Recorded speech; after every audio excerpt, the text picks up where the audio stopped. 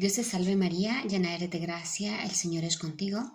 Bendita tú eres entre todas las mujeres y bendito es el fruto de tu vientre Jesús. Santa María, Madre de Dios, ruega por nosotros pecadores, ahora y en la hora de nuestra muerte. Amén. San Gabriel, ruega por nosotros. Hoy nos toca el tema número 14 y es la historia de la Iglesia. Es una clase amplia, por lo tanto la divido en dos. Hoy voy a dar la parte 1 y vamos a tener la siguiente, la próxima semana. Como digo, es amplio. Vamos a ver qué tanto nos damos a explicar. La historia de la Iglesia. Vamos a tomar 2 puntos hoy, la historia de la Iglesia y la antigüedad cristiana. Bien. La Iglesia continúa manteniendo la presencia de Cristo en la historia humana. ¿Sí? Obedece al mandato apostólico pronunciado por Jesús antes de ascender al cielo. ¿Nos acordamos? Id y enseñad a todos los pueblos, bautizándoles en el nombre del Padre, del Hijo y del Espíritu Santo, y enseñándoles a observar todo lo que os he mandado. Yo estaré con vosotros todos los días hasta el fin del mundo. A ver, ¿quién dice cuál es la cita? Todas la saben, pero es Mateo 28, del versículo 19 al 20. Ahí está claro el mandato de que le dio Dios a los apóstoles, de ir y predicar el Evangelio por todo el mundo. Y en la Iglesia hay un entrelazarse fuerte entre lo divino y lo humano. Dios, que es omnipotente, quiere que sus criaturas lo ayuden a difundir este reino, ¿no? Y para ver esto un poco vamos a ver unos puntos pequeños de la historia de la Iglesia. Primero, ¿por qué tiene historia la Iglesia? Primero, porque hay la unidad en el tiempo y en el espacio. Eso es catolicidad. Unidad en el tiempo y en el espacio. ¿Unidad de qué? Unidad de fe. De sacramentos. En todas las iglesias católicas, que es una sola, siempre son los 7 sacramentos.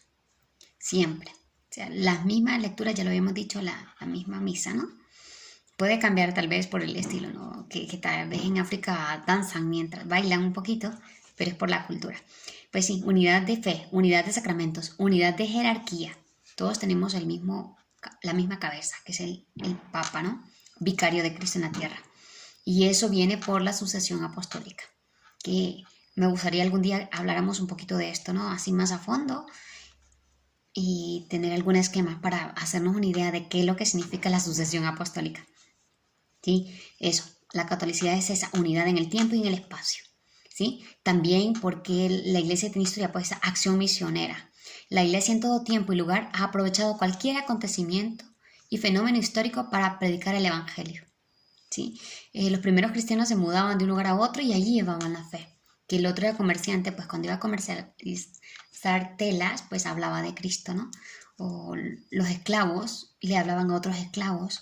O si los amos eran paganos y tenían confianza, los esclavos o las esclavas le hablaban a su amo o a su ama de esta nueva noticia y de hecho por eso habían conversiones, ¿no?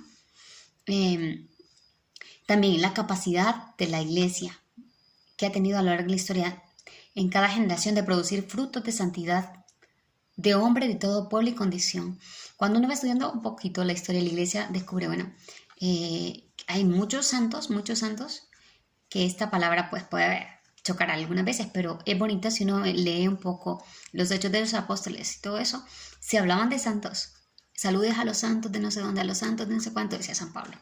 Y entonces porque se trataban con mucho respeto y delicadeza, no es porque que queramos quitarle el lugar a Dios, sino que es como, pues si tenés al Espíritu Santo dentro de ti, no es que le vamos a decir santos a cualquiera, pero por eso se usa la palabra, ¿no? Ya lo usaban ellos antes.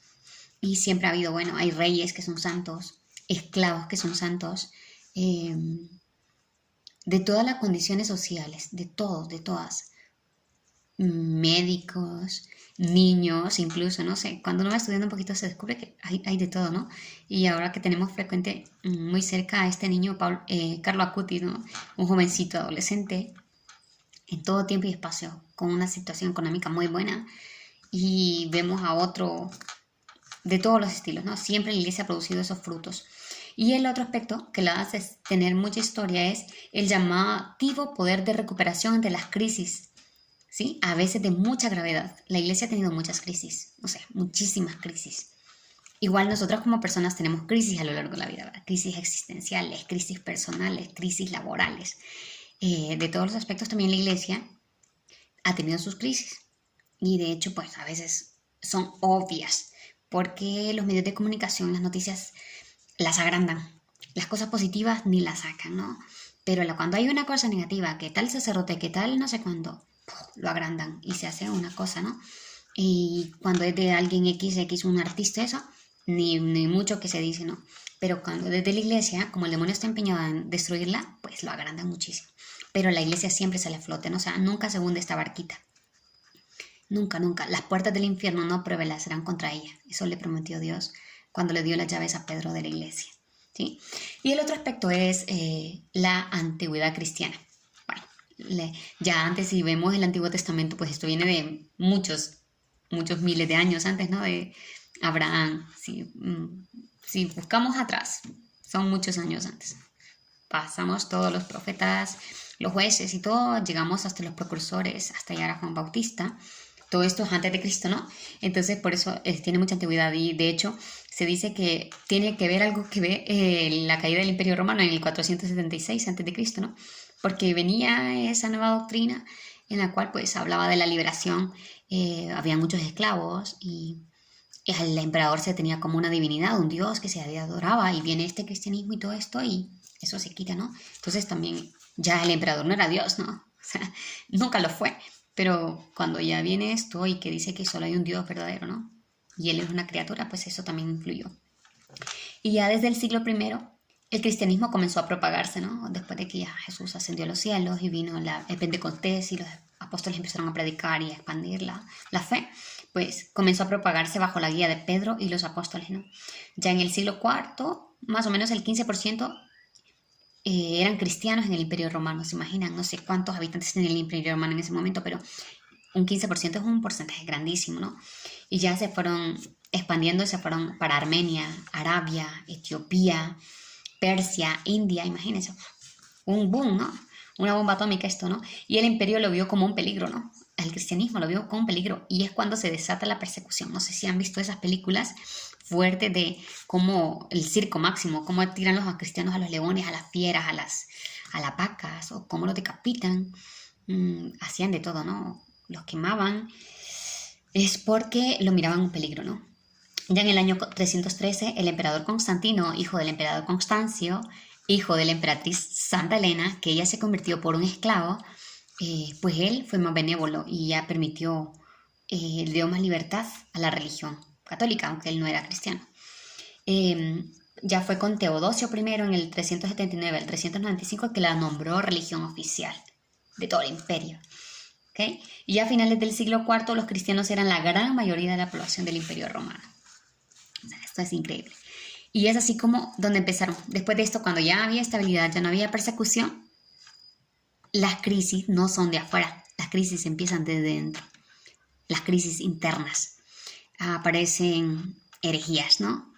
Son cosas que van en contra de lo que es en verdad la fe.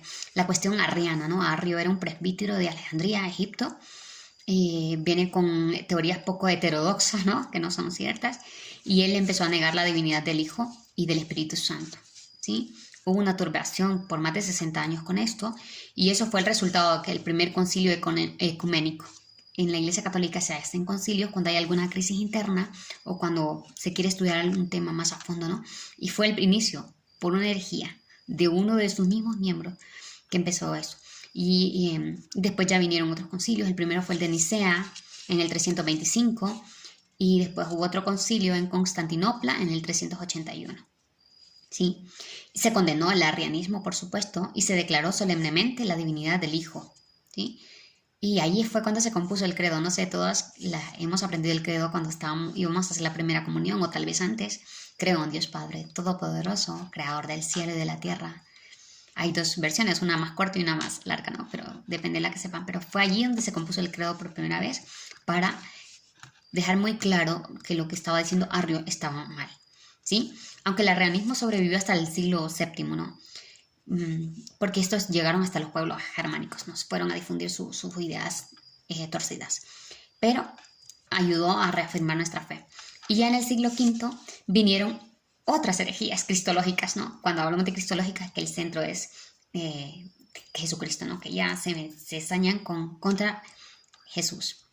Y es un nestorio, la teoría nestoriana, ¿no? Decía que Cristo hay dos personas y dos naturalezas. O sea, como que fueran dos personas que están un poco confusas allí. Y eso decía Nestorio. Y fue condenada en el año 431, en el concilio de Éfeso. Después de esta herejía, de esas personas que seguían a Nestorio, vienen las iglesias ciro-orientales y malabares. Por eso van a ver que hay muchos ritos que se parecen muchísimo a la iglesia católica porque eran católicos y se separaron de la iglesia por estas ideas que no estaban correctas, ¿no? Porque no era así la cosa. Ya vamos a explicar un poquito eso. Y después de Nestorio vino otra herejía monofisista que habla que en Cristo hay una sola naturaleza, la divina. Y también fue condenada en el concilio de Calcedonia en el año 451. Si se fijan, las crisis son internas. Ya no ha sido que el emperador los ataca, ya no ha sido nada de los pueblos bárbaros, sino los mismos miembros, ¿no? Que empiezan a cavilar erróneamente. Y la verdad es esta, ¿no? Así como dogma de fe, en Cristo hay dos naturalezas, ¿sí? La divina y la humana, unidas en la persona del Verbo, sin confusión ni mutación, sin división ni separación. Un poco difícil porque es teología, ¿no? Habría que estudiar un poquito de cristología. Vamos a ver si compartimos en el grupo unas diapositivas de esto, ¿no? Pero sí, eso es. En Cristo hay dos naturalezas, la humana y la divina, en una sola persona, sin confusión ni mutación, sin división ni separación, ¿sí?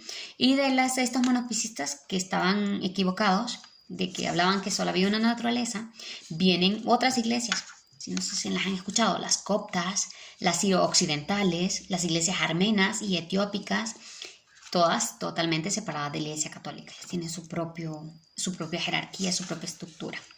Pero ya no vienen de Pedro, se separaron de Pedro, se desmembraron de Pedro, ¿sí? Ya no está esa sucesión apostólica como la dejó Jesucristo. Y después de todo esto, en estos primeros siglos, fue cuando floreció la literatura cristiana. Homilética, o sea, se preparaban las homilías. Hay unos textos preciosos, si uno lo busca. Literatura teológica, se estudiaba a profundidad el tema de cristología y la literatura espiritual. Las obras más que predominan son de los padres de la iglesia, como por ejemplo San Irineo de León, San Hilario de Poitiers, San Ambrosio de Milán, San Jerónimo, San Agustín de Occidente. Todos, si uno investiga la vida de ellos, es increíble. Muchos son conversos, por cierto, como por ejemplo San Agustín, que era un hombre joven, cultísimo, pero era de una secta espantosa que se llamaba Maniquea. Y cuando descubrió el catolicismo y se convirtió, fue un gran santo y llegó a ser obispo de Hipona. Y en Occidente, esto es todo de Occidente, y en Oriente están los santos San Atanasio, San Gregorio de Niza, San Juan Crisóstomo, San Cirilo de Alejandría y San Cirilo de Jerusalén. Todos ellos aportaron muchísimo a la literatura cristiana. Hay muchos libros. Por lo menos el que me suena de todos estos es el de San Agustín, ¿no? Que tiene mucha literatura. El libro que se llama Confesiones, que se lo recomiendo si alguna lo puede conseguir. Precioso. Y bueno, esto es un poquito de resumen de la historia de la iglesia, la primera parte. Ya vamos a entrar después a la Edad Media y toda la edad contemporánea hasta que llegara hasta el momento. Vamos a terminarlo por ahí. Dios te salve María, llena eres de gracia, el Señor es contigo, bendita tú eres entre todas las mujeres y bendito es el fruto de tu vientre Jesús. Santa María, Madre de Dios, ruega por nosotros pecadores, ahora y en la hora de nuestra muerte. Amén. San Gabriel, ruega por nosotros. Santa María, esperanza nuestra, esclava del Señor, ruega por nosotros. Gracias.